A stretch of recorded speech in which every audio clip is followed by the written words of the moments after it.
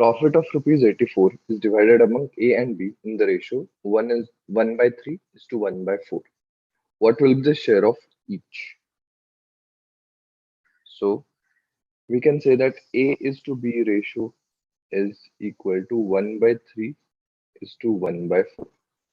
Whenever the ratios are in fractions, we have to multiply the fractions by the LCM of the denominator to get integral ratios. Now the denominators here are 3 and 4, whose LCM is 12. So therefore 1 by 3 into 12 is to 1 by 4 into 12. So therefore the ratio comes up to be 4 is to 3. Now let's assume A's ratio be 4x,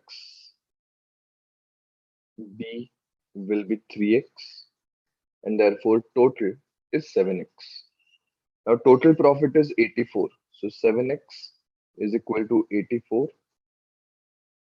Therefore x is equal to 12.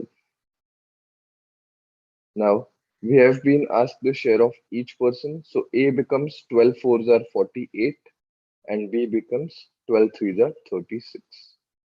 So 48 and 36. Option C will be our answer.